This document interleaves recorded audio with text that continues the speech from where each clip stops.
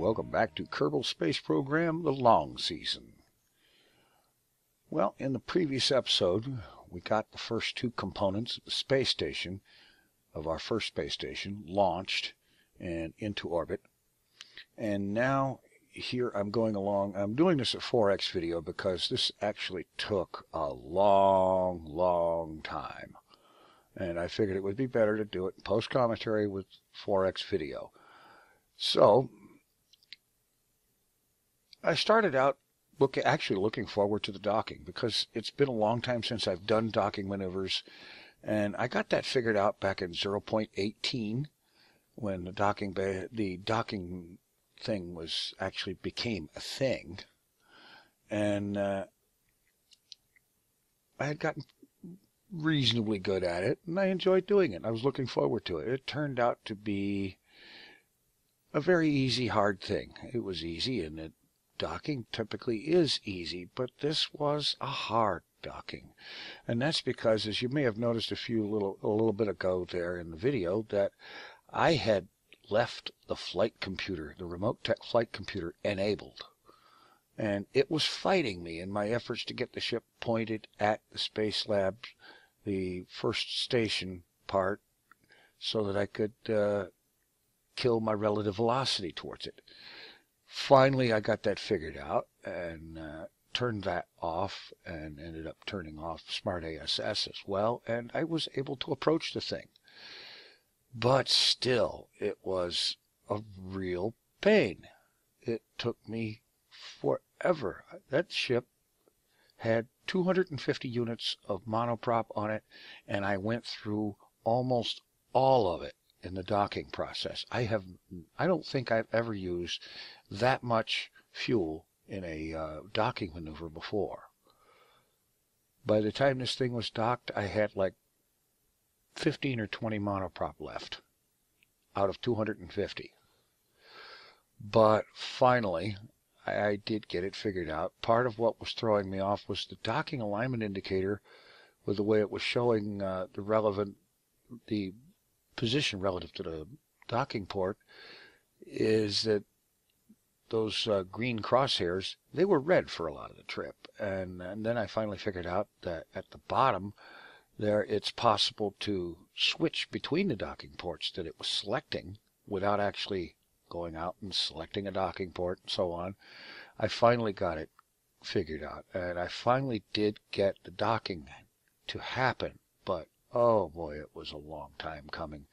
And in the process, I got messages from TAC Life Support that power was running out and everything, so I'm hurrying up, and I finally got there. And so we're off now on another launch of yet another polar satellite contract. And these actually started to become kind of routine. Just launch to the north or south as appropriate, depending on where the orbit is. In this case, I'm launching to the north, and just launching into the plane that I need to be in, or get as close to that inclination as I can during the launch and the initial fly out. And then it's just a simple matter of matching orbits with the target orbit and getting the thing in position, stable for 10 seconds, and blam, there we go. Okay, get rid of the fairing, move onward, and burn until the periapsis is almost, but not quite, out to the target orbit, or the apoapsis, excuse me. And from there, it's just a few maneuvers to get the periapsis out there, and then match the inclination, and then finally position the apoapsis and periapsis where they need to be on the orbit. See, here is just a quick burn to bring the periapsis out and set the flight computer to handle that. And I've been using the flight computer more in launches these days. I found that once I learned how to deal with it, it's not that difficult to deal with. One thing in this launch is that I had forgotten to set the satellites right off the bat, which is why I was, during the launch, zooming in and trying to get a focus on one of the dishes to get it hooked up to ComSat 1 before it got out of comm range of mission control. And after that, everything is fine. I get up into space and go ahead and set the rest of the satellites, do this initial burn to get the orbit sort of circularized, and then the next burn is to come around here and adjust the inclination, and a little bit of radial to move the apoapsis and periapsis to where they need to be on the orbit, and expand the orbit closer to the target size. And then once again, after confirming I have enough delta V, set the flight computer to carry it out. Alright, now the orbit gets almost to the size it needs to be. The next burn is out here on a place on my orbit that is right next to where the, I believe that's the ascending node or descending node of the target orbit. My orbit is right next, my maneuver is positioned right on my orbit next to where that's supposed to be. And set that up and burn the last of the regular fuel, and then use RCS to finish the burn to get the orbital plane aligned as close to 90 degrees as I can. And after this burn is completed, then it's a matter of head around to up here. I believe that's where the periapsis is going to be, and I go over here and set a maneuver there to bring the apoapsis out to where it needs to be.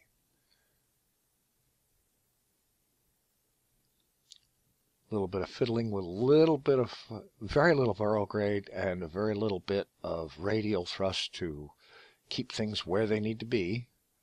Set the Kerbal alarm clock and time warp around, and do this burn exclusively with the RCS thrusters.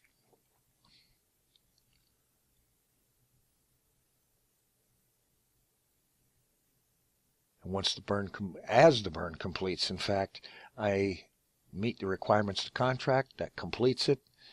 And now the next burn, the next launch, after I get the antennas for this one set and have the flight computer hold it in orbit normal position, the next launch is going to be this green orbit here is our target. It's a geostationary satellite. Again, standard launch profile. This one I'm launching, the inclination target, the target inclination is 13 degrees. So I changed my heading on launch to 77 degrees, which is 90 degrees minus 13, to put it in that 13 degree inclination, or as close as I could to that, while I'm launching. So that removes a lot of the need for doing plane change burns once I get up there. I'll still have to do a little bit of one. And see, this is the one where I forgot to set the comm dish on before launch. And so this way I don't have to do a whole lot of plane change in orbit, because I'm doing most of it on the ascent profile. And as you can see here later, a little bit later in the launch, I am very close to the 13 degree inclination required for this orbit. So then it's really all very routine at this point.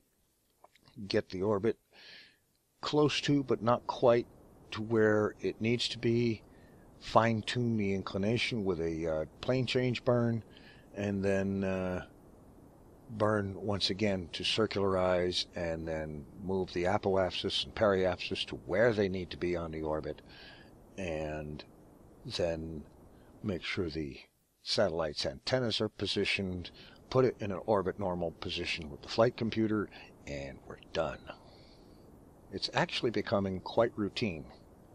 So much so that I'm probably not going to show a whole lot more of these satellite launches. And frankly, I'm hoping that there won't be having to be quite so many satellite launches for Kerbin, because we're getting to have quite a few of them.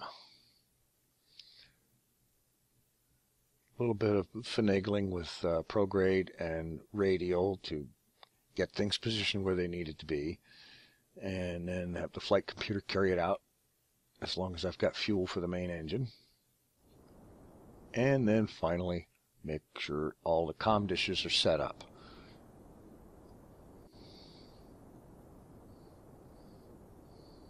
The one difference about this flight is that it required the presence of a material bay on the satellite. I didn't quite get the point of that, but I did take advantage of getting some high science from it while it was up there. And again, get the plane changed, and then adjust apoapsis and periapsis, and plot another maneuver for the flight computer to take the next step, which brings the periapsis out to where it needs to be, just about almost exactly. Another maneuver at apoapsis to bring the periapsis where it needs to be, and then complete the contract. And since I'm up there with a science module, get a science report and transmit it.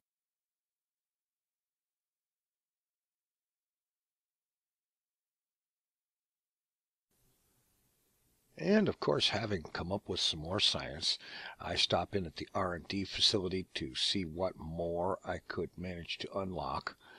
And this is when I started to realize something about the way I've got the save set up.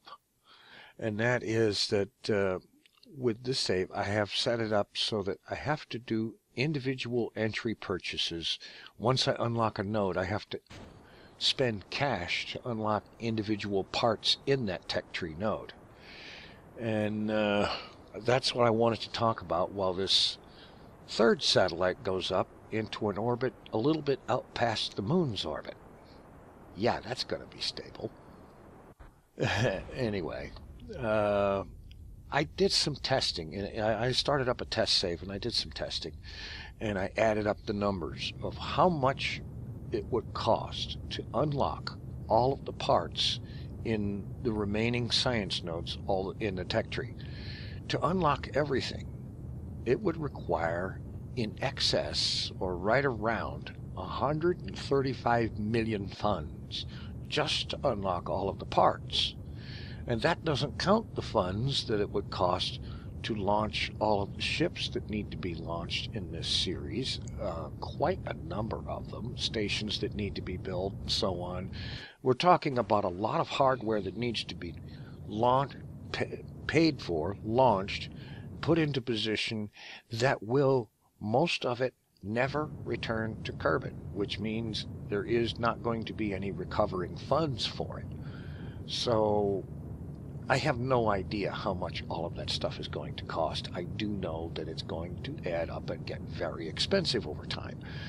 And I thought long and hard about this. This is part of why this episode has taken so long to produce, is the fact that I spent a lot of time thinking long and hard about this, and I come to the conclusion that before I start recording again, what I'm going to do is I'm going to edit the persistent file, and I am going to turn off the requirement to make individual entry purchases, because if I don't, I'm going to be launching so many of these contract missions that in order to pay just for the tech, never mind the actual missions that I want to fly, I'll be launching so many of those doggone things that it's going to turn this thing into a hideous grind.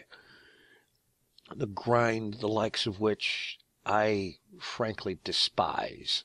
And so that aspect of this game is going to change so that I don't have that kind of a requirement, so that I don't have to spend most of every episode launching paid satellites and rescuing dingbat Kerbals from orbit that never should have been there in the first place, and so on. I'll still have to do a fair amount of that in order to pay for the ships and stations and whatnot that need to be, frankly, sent all over the Kerbal star system to all of the planets and moons and so on in pursuit of the Kerbal's manifest destiny to establish bases at orbital bases and ground bases at all bodies in the Kerbal star system, landing everywhere it's possible to land, setting up bases and fuel depots and science stations, so on and so forth. All of this is going to take an enormous amount of funds to do. And I think I'm just going to make it a little easier on myself by not requiring individual entry purchase for technology along the way. I think it was a mistake to turn that on in the first place. Having done the math and added up the cost of all the things to unlock in the remaining tech tree, and finding out that it's in the neighborhood of 135 million, no, I am not willing to turn this series into grind. It's just not gonna happen.